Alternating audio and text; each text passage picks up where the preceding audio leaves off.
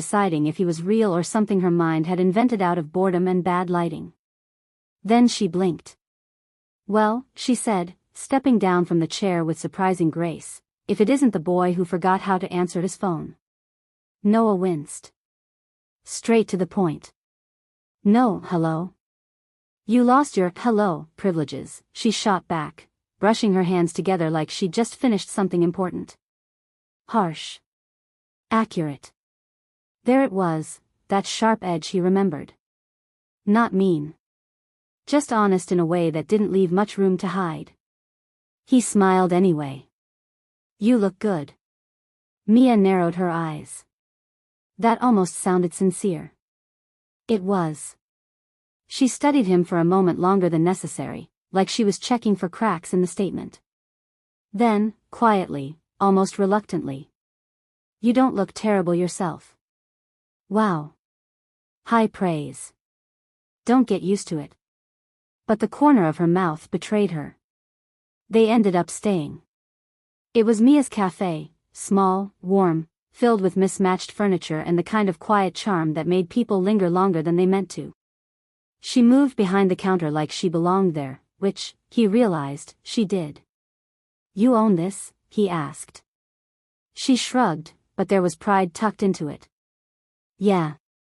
Turns out I'm good at not burning things." "I never doubted you." "You absolutely did." "Okay, a little."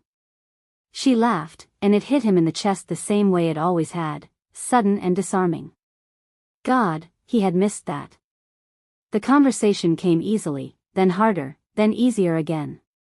They talked about everything safe first: work, places, small stories that didn't matter enough to hurt. But eventually, like it always does, the past slipped in through the cracks. "You left," Mia said at one point, not accusing, just stating it. Noah nodded. "Yeah." No explanation. "I didn't have a good one."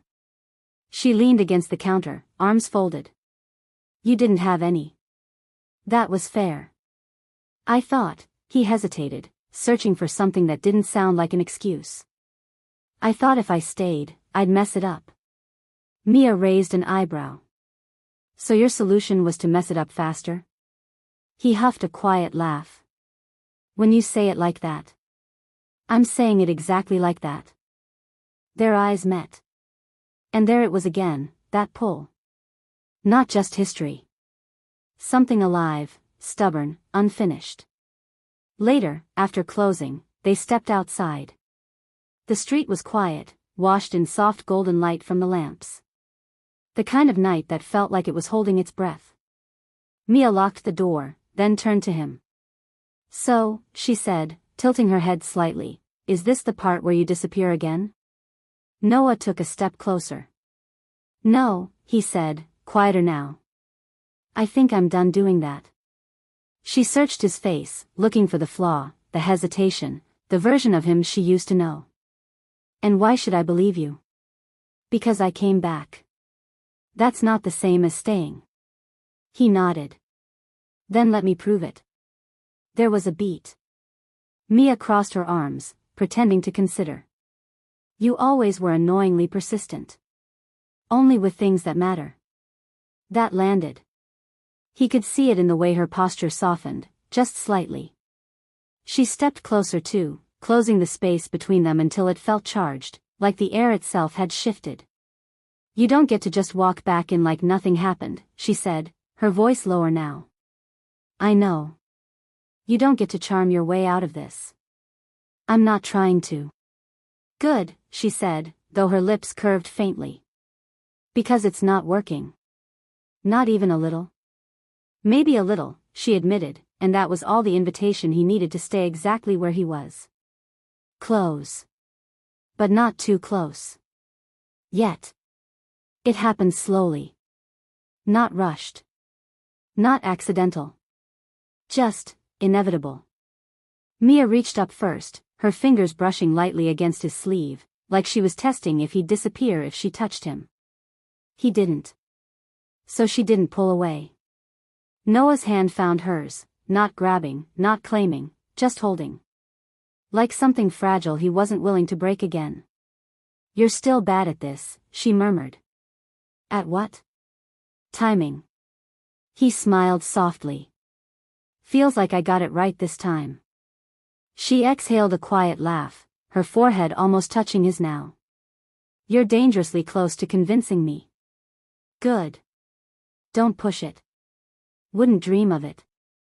A pause. Their eyes flicked to each other's lips, then back up again, both noticing, neither pretending otherwise. Mia tilted her head slightly. If you kiss me, she said, voice steady but softer than before, you don't get to disappear after. Noah didn't hesitate this time. I won't. And then he kissed her. Not rushed. Not overwhelming. Just, right. Warm and certain and a little bit familiar, like something they had both been carrying around unfinished for years.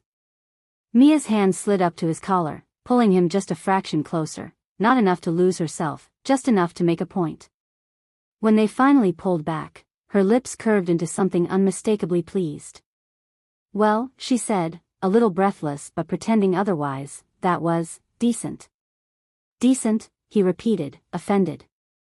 Don't get cocky. I was about to say the same thing to you.